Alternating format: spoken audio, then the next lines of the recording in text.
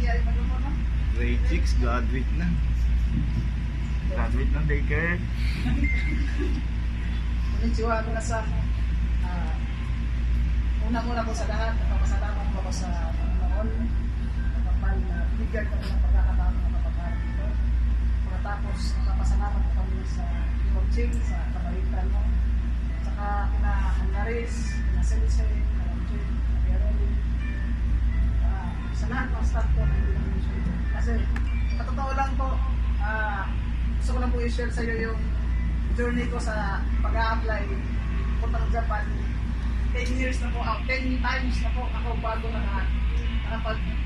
nakapasok dito. Apply na ako sa RSB.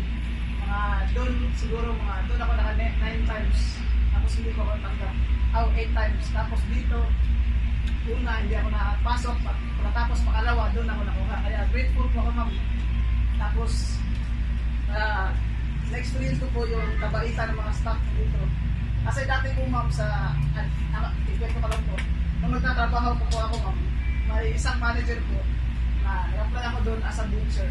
Tapos, sa sobrang tuwa ako kasi tanggap ako, sabi ko, ma'am, thank you very much po.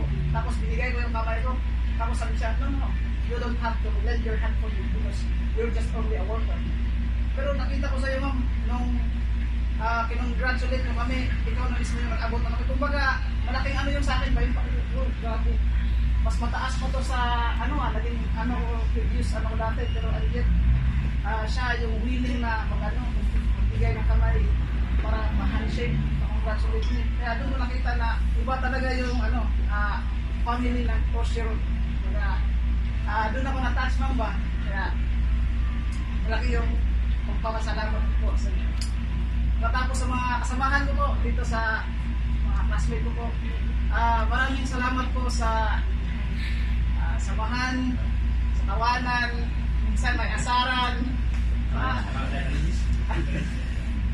halos madalas ang asaran, saka yung pakisama, saka iba-iba man tayo ng lingwahe, iba-iba tayo ng mga ugali, pero nagkakaisa tayo sa isang hangarin para matupad yung ating pangarap.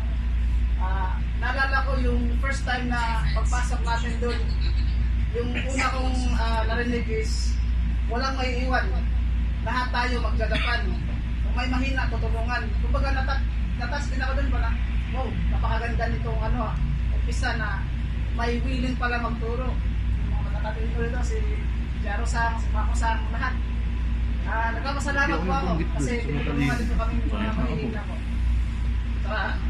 Nagpapasalamat ako sa mga staff talaga na napaka-considerate po. Yun nga, ma'am, yung nalaman mo na may feelings ako sa isang babae. Yun, ikamis mo yung yes, seryoso nga ba talaga? Siyempre, galakit man tayo, kaya pinumpes ko ng feeling ko. Tapos, kaya lang mo mismo yung kumbaga nagbigay ng way na makausapin siya na masiksilan ko. Kaya, Seryoso pa na to? company, arito ko sa'yo mas yan lang po.